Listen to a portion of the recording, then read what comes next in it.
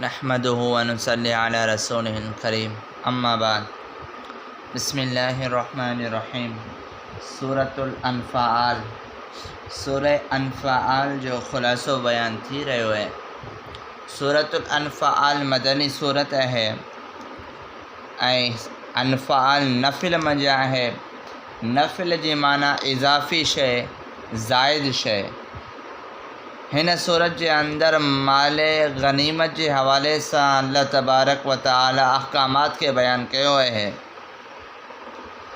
दर हक़ीक़त माल गनीमत बि हिकिड़ी ज़ाइद शइ हुजे थी, उन जी निस्बत सां हिन सूरत जो नालो सूरह अनफ़ाल रखियो वियो। यसअलूनका अनिल अनफ़ाल। सूरह अनफ़ाल जे अंदर इब्तिदाई जेका ये आयत है, यसअलूनका अनिल अनफ़ाल कुलिल अनफ़ालु लिल्लाहि व रसूल फत्तकुल्लाह व अस्लिहू ज़ात बैनिकुम व अतीउल्लाह व रसूलहू इन कुंतुम मुमिनीन।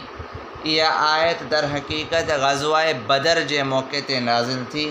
ग़ज़वाए बदर जे अंदर कुछ सहाबाए किराम रज़ी अल्लाह अन्हुम अजमाइन उन्हनि जी दिल माल गनीमत जी तरफ़ मुतवज्जा थी रही हुई, त उन्हनि जे हवाले सां माल गनीमत जे जेको सो अहकामात जे एतबार सां अल्लाह ताला हिन आयत खे नाज़िल करणु फ़रमायो।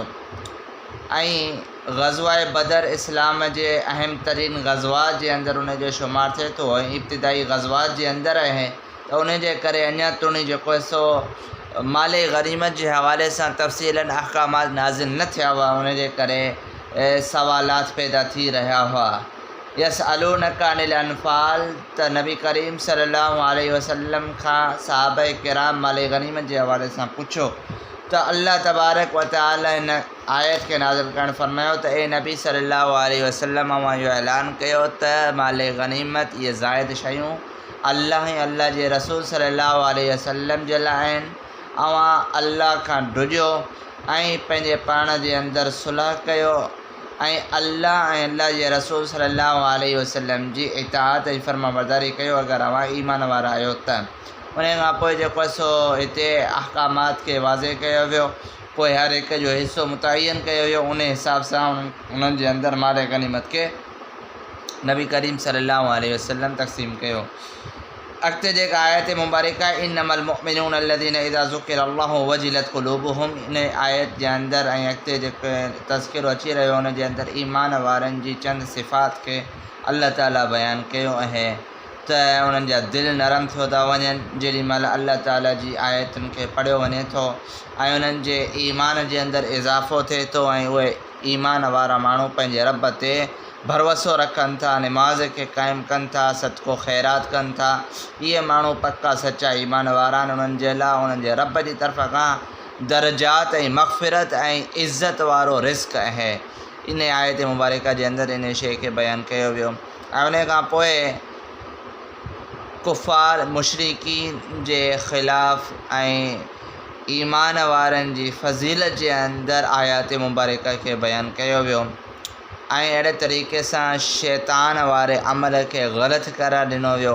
फ़रिश्तनि जो तज़किरो कयो वियो ऐं अल्लाह ऐं अल्लाह जे नबी सल्लल्लाहु अलैहि वसल्लम जी इताअत जो हुकुम ॾिनो वियो।